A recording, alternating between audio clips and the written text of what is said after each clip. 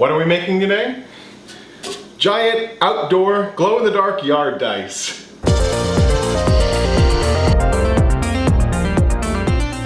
So what I found was this Gothic post that appears to be some type of fir, and it is a 4x4 post, 5 feet in length, and I picked it up for 10 bucks. So seems like a good match for this project.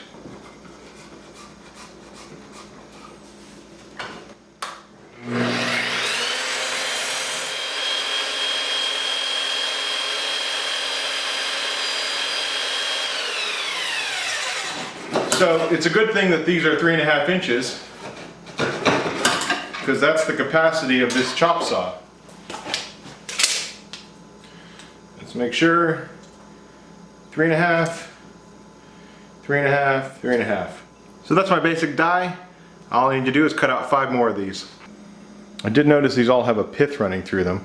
So that's not actually ideal, which means that is a good place for it to split and crack. It might not be an heirloom project, but these will definitely last a few seasons.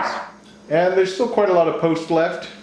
You could see I could easily make 2 sets with this one $10 post. I've got these cool dice templates, and they're not mine, I didn't create these. I'll put a link down in the description to where I found them. And all I'm gonna do is just use these to mark my holes.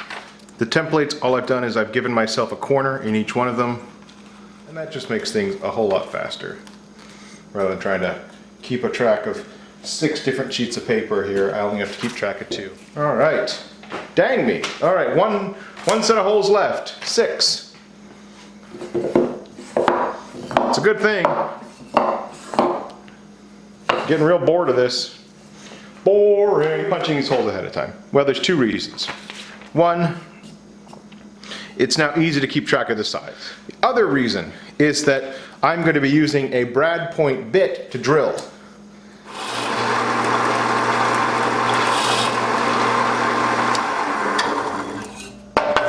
It's a 3/4 inch Forstner bit. I have the drill press set up so it won't drill any deeper than this. And all I'm doing is lining up my holes and drilling.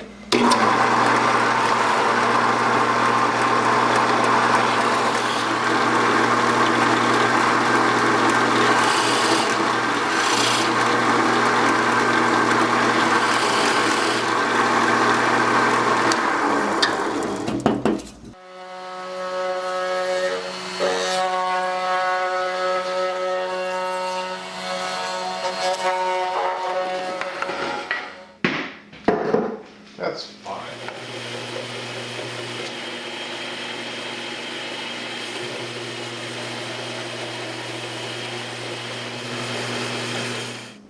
All right, and it stands up pretty nice, especially for something that's literally going to be thrown on the ground.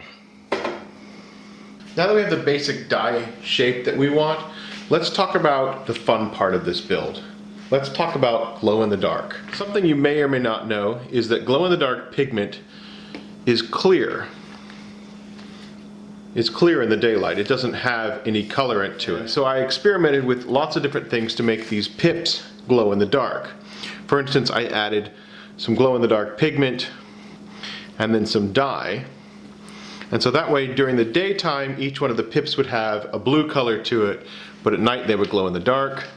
I tried using a red pigment with glow in the dark. And then I started thinking, well, maybe I don't need to do that.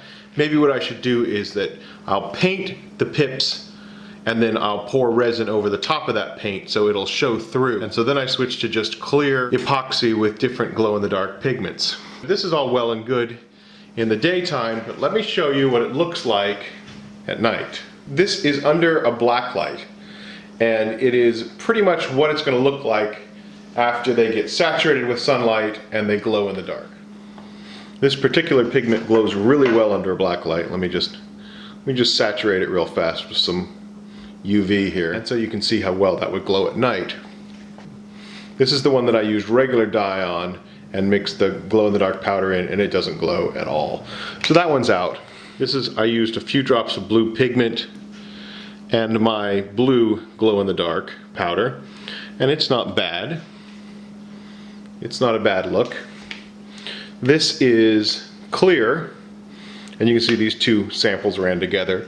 This is clear with just the blue powder, and this is clear resin with this green powder that actually came from a viewer, Ian Thomas.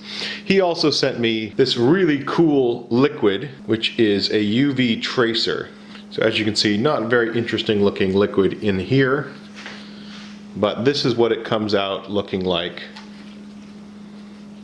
under the black light. The issue is that this is not glow in the dark. So this is easily the brightest of my samples so far, but this is not glow in the dark. This only works under black light. If I was to turn the black light off right now, you'll see these are actually glowing.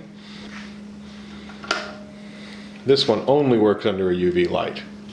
So if that's your goal, then that's really cool. If you're not gonna have a black light on, then it doesn't do us any good. So the next thing I did was I bought some glow in the dark paint, and I added that to resin. I just sprayed it directly into my resin and mixed it up. And that's not bad, it's glowing okay. So, but of these samples, that's obviously the best one for the pips. So while I was going down these rabbit holes, Mrs. Brown asked me, what does it look like if you do the spray paint on wood? And here's the spray paint on wood. So my original plan was to mix up glow-in-the-dark powder in resin and pour those into all the pips. I think what I'm doing instead is I'm going to spray down all of the blocks with this glow-in-the-dark paint, and then I'm going to paint the pips black. The only downside of that is I will not be using any resin in this, but I think given this experimentation here, I think this is going to be the best result. I want these to look good both in the daylight and at nighttime. And hopefully it'll work out correctly in the end.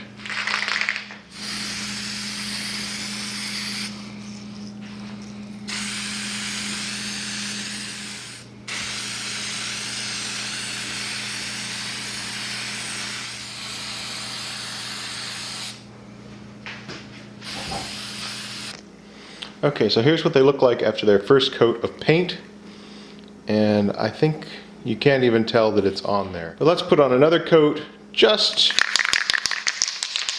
for good coverage. And I'll turn off the lights.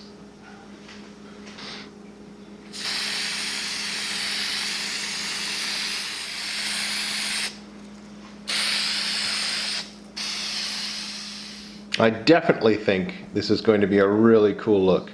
And the only thing left to do is get some black paint in each one of those pips.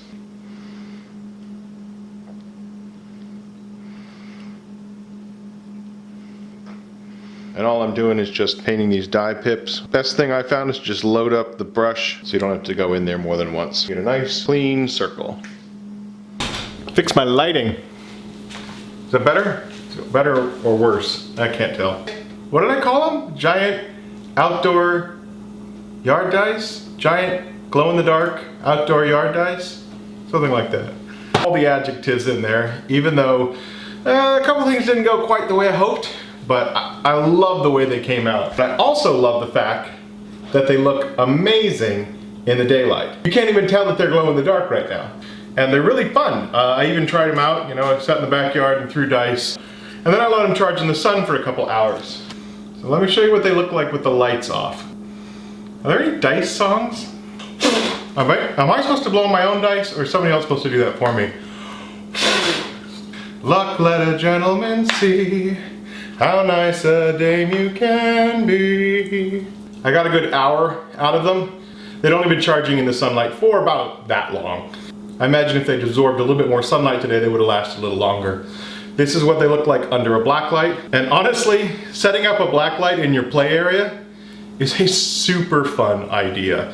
And because the glow in the dark effect is just spray paint, they're actually really simple to make. Another successful project in the can.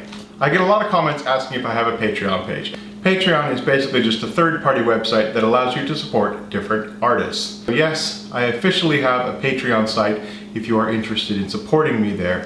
They ask you to make tiers of rewards, and honestly that just felt disingenuous to me. So I only have one tier, which is $1. And if you sign up on Patreon, the only thing that you're gonna get is thanks from me, and I'm going to start doing some giveaways over there. Every month, I'm going to give away different items that I've made on the show. In March, I'm going to do pepper grinders. If you want to know more, the link is down in the description. If it doesn't interest you, that's fine. Don't worry about it. I appreciate you. I don't want anyone to feel obligated to support me on Patreon. So thank you very much for watching, and I am super excited about next week's project. Until then, I'll catch you guys next time.